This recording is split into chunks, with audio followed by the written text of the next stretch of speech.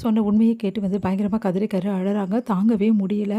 வெண்ணிலாவால "விஜய் நீ உண்மைய சொல்லலல்ல, பொய் தானே சொல்ற. உண்மைய சொல்லு விஜய்" அப்படின்னோனே, "நான் உண்மைய தான் சொல்றேன். என் பொண்டாட்டி ஃபோட்டோவையும் காட்டிட்டேன். இதுக்கப்புறம் எதுக்காக நம்ப மாட்டேங்கிற? எப்படி விஜய் எனக்கு துரோகம் பண்ண? எப்படி நீ இந்த பொண்ண கல்யாணம் பண்ண?" அப்படின்னோனே, கல்யாணம் நடந்து முடிஞ்சிருச்சு. இதுக்கப்புறம் சொல்றதுக்கு எதுவுமே கிடையாது. நான் எந்த துரோகமும் பண்ணல. நீ என்னை விட்டுட்டு போயிட்ட. அப்புறம் எப்படி நான் துரோகம் பண்ண முடியும்?" அப்படின்னோனே, "நான் தான் சொன்னேன்ல, உன் சித்தப்பா தான் எல்லாம் காரணம்னு சொல்லிட்டு, அதுக்கு நான் என்ன பண்ண முடியும்? இங்க பாரு, நடந்தது நடந்து போச்சு. இது ஒரு பொண்ணோட வாழ்க்கை சம்மந்தப்பட்ட விஷயம். அதனால தேவையில்லாம வந்து பிரச்சனை பண்ணாதம்மா" அப்படின்னு பாட்டி சொல்றாங்க. "நீங்க அமைதியா இருக்கீங்களா? தேவையில்லாம என் பேச்சுக்கு வராதீங்க. எனக்கு விஜய் தான். விஜய்க்கு நான் தான். அத யாராலயும் மாத்த முடியாது. நீ கல்யாணம்லாம் வந்து பண்ண முடியாது. நான் பண்ணிட்டேன்ம்மா. எனக்கு முடிஞ்சிச்சு. எனக்கு கல்யாணம் ஆயிடுச்சு. தேவையில்லாம பிரச்சனை பண்ணாத வெண்ணிலா. நான் ஒத்துக்க மாட்டேன் இந்த கல்யாணத்த. நீ என்ன சொன்னாலும் சரி, நான் ஒத்துக்க முடியாது" அப்படி சொல்லிட்டு பயங்கரமா கதறி அழறாங்க. அப்படியே மயக்கடிச்சு விழுந்துடுறாங்க. "என்ன இந்த பொண்ணு இப்படி பண்ணுது?" அப்படி சொல்லிட்டு டென்ஷன் ஆயிடுறாங்க பாட்டி. உடனே வந்து அந்த ஹவுஸ் வந்து கூட்டிட்டு போறாங்க. "நாங்க பார்த்துக்கிறேன்" அப்படி சொல்லிட்டு, "என்னப்பா இந்த பொண்ணு இப்படி பண்ணிட்டு இருக்கு?" அப்படின்னோனே, "எல்லாமே புரிஞ்சுப்பா. இன்னும் கொஞ்ச நாள் டைம் இருக்குல்ல, பார்த்துக்கலாம்" அப்படின்னு சொல்லிட்டு தாத்தா சொல்றாரு. "நீங்க என்ன தாத்தா சொல்றீங்க?" "ஆமா, இந்த பொண்ணு இப்போ எல்லா உண்மையும் நீ சொல்லிட்டது நல்லதா போச்சுப்பா. இதுக்கப்புறம் இந்த பொண்ணுக்கு பொறுமையா சொல்லி நாங்க புரிய வைக்கிறோம். நீ கவலைப்படாத. நீ போய் முதல்ல காவேரியை பாரு." "ஐயய்யோ! ஆமா தாத்தா, டைம் ஆயிடுச்சு. காவேரி பாவம்" அப்படின்னு சொல்லிட்டு ஓடி போறாரு. இது எல்லாத்தையும் கேட்ட ராகினி செமையா டென்ஷன் ஆயிடுறாங்க. "ஓ! காவேரி பார்க்க போறீங்களா? அதெல்லாம் நடக்கவே நடக்காது. வெண்ணா வச்சு உங்கள எல்லாம் எப்படி பழி வாங்குறேன் மட்டும் பாருங்க" அப்படின்னு சொல்லிட்டு யோசிக்கிறாங்க ராகினி.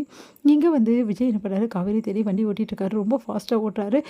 ஐயோ! ரொம்ப லேட் ஆயிடுச்சு. இப்போ என்ன பண்றது? காவேரி வேற வந்து கிளம்பிட்டு இருப்பாளா? அப்படின்னு சொல்லிட்டு ரொம்ப ஃபாஸ்ட்டா ஓட்டிட்டே போய் திடீர்னு வந்து வந்து ஒருத்தர் முன்னாடி வந்துடுறாங்க. அவங்க மேல அப்படியே வந்து இன்னொரு வண்டி இடிச்சிடுறாரு. அவங்க வந்து பயங்கரமா திட்டுறாங்க. "இறங்குடா கீழ" அப்படின்னு சொல்லிட்டு செம்மையா திட்டுறாங்க. உடனே வந்து விஜய் வந்து, "உங்களுக்குலாம் என்ன பிரச்சனை?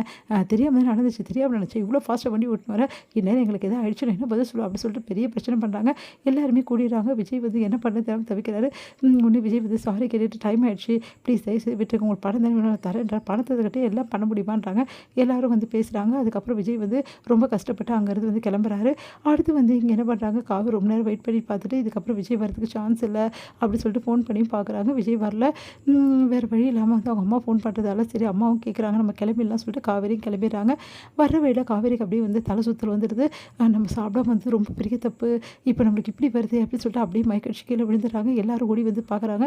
ஐயோ! ஒரு பொண்ணு மயக்கடிச்சு விழுந்துட்டா அப்படின்னு சொல்லிட்டு, அந்த வழியா போற நம்ம நிவின் என்ன பண்ணுறாரு, பார்த்துறாரு காவேரியை, அதிர்ச்சி அடைகிறாரு. "காவேரி உனக்கு என்ன ஆச்சு?" அப்படி சொல்லிட்டு தண்ணி தெளிக்கிறாங்க. தண்ணி குடுக்குறாங்க.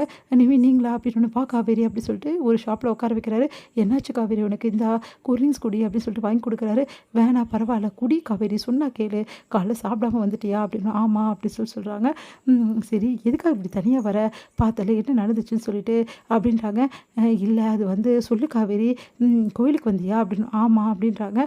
"என்ன திடீர்னு?" அப்படின்னோடனே, அது வந்து சொல்லு காவேரி, நான் விஜய் பார்க்க வந்தேன். விஜய்க்கு நானும் கோவிலில் மீட் பண்ணுறதா இருந்தோம்" அப்படின்னு சொன்னோன்னே, சந்தோஷம் தாங்க முடியல. "நிஜமாவா சொல்ற? அப்போ விஜய் நீங்க ஒண்ணா சேர்ந்துட்டீங்களா?" அப்படின்னு. "ஆமா" அப்படின்றாங்க. சந்தோஷம் தாங்க முடியல. நம்ம வந்து நிவினுக்கு உண்மையிலேயே ரொம்ப சந்தோஷமா இருக்கு. எனக்கு எவ்வளோ சந்தோஷமா இருக்கு தெரியுமா? நீயும் விஜயும் நல்லா இருக்கணும்னு தான் நினச்சேன். சீக்கிரமா சேரணும்னு நினச்சேன். நீ இவ்வளோ சீக்கிரம் விஜய் புரிஞ்சுப்பேன்னு எதிர்பார்க்கல.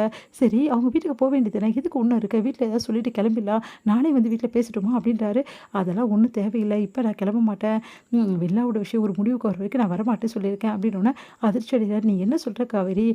இதெல்லாம் எதுக்கு வெண்ணிலாவெல்லாம் இழுத்துக்கிட்டு? உனக்கும் விஜய்க்கும் எந்த பிரச்சனையும் இல்லைல்ல. எல்லாம் தெரிஞ்சு போச்சுல்ல. அப்புறம் என்ன? நீ விஜய் வீட்டுக்கு போ வேண்டியதுதானே?" "இல்ல அதெல்லாம் போக முடியாது. வெண்ணிலாவோட விஷயத்துக்கு அவர் ஒரு முடிவு கட்டட்டும். அதுக்கப்புறம் நான் போறேன்னோனே, அப்புறம் உன் இஷ்டம் காவேரி. வா காவேரி உன்னை வீட்டில் ட்ராப் பண்ணுறேன்" அப்படின்றாரு. "அதெல்லாம் வேணாம், நான் போய்ப்பேன்" அப்படி. "அதெல்லாம் ஒன்றும் தேவையில்லை. நீயே டயர்டாக இருக்க. அதெல்லாம் தனியாக போ முடியாது. வா உன்னை ட்ராப் பண்ணிட்டு அதுக்கப்புறம் நான் போகிறேன்" அப்படின்னு சொல்லிட்டு வம்பு பண்ணி கூட்டிகிட்டு போகிறாரு.